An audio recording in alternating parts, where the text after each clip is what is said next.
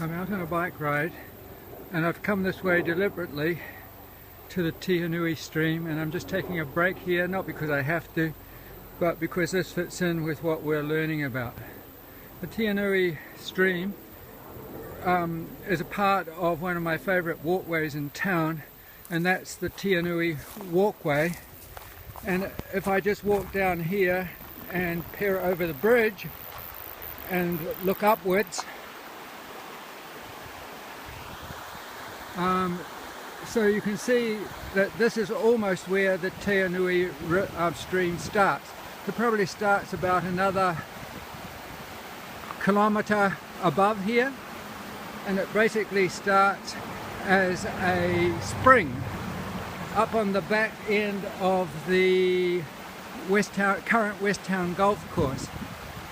I want you to look at the stream from here. I want you to see all the rocks, the aeration that's going on as the water flows over the rocks, but also note how much shade there is.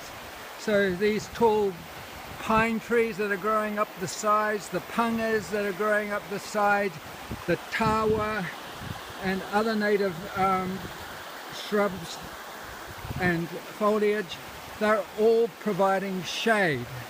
So I want you to think about the abiotic factors, the non-living factors, the things that don't need to carry out Mrs. Gren, and think what they might be and how they influence the organisms that live in this stream. So you can see areas of sun, you can see areas of shade, you can see areas of water moving over rocks. There are various different side rocks even. There are large rocks down there. There are also small boulders. The water quality, the clarity of the water looks pretty good here. If I was able to get down, you'd be able to see that. So, clarity of water, how much oxygen's in the water, amount of shade, how much sunlight do they get, the amount of, there's a start, as you can see over here, this is in farmland. So think about the runoff of nitrates, nitrogen, phosphates from farmland down into this, how the riparian piece of the river, that's the foliage growing on the edge of the river, all impact on the quality of water. And think, now there's a little fantail flitting around out there. Why is that fantail there?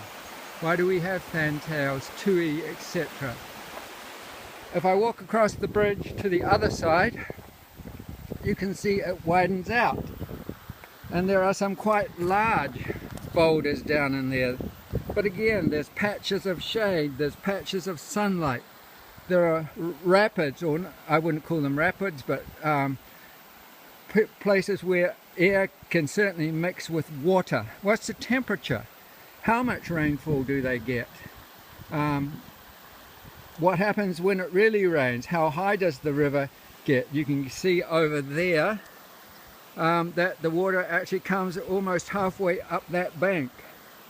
And this river or stream follows a valley through the back of Carrington Road, and as you'll see in a moment, it comes out behind the Wellborn School, and then from there flows into the sea just down by the East End skate park.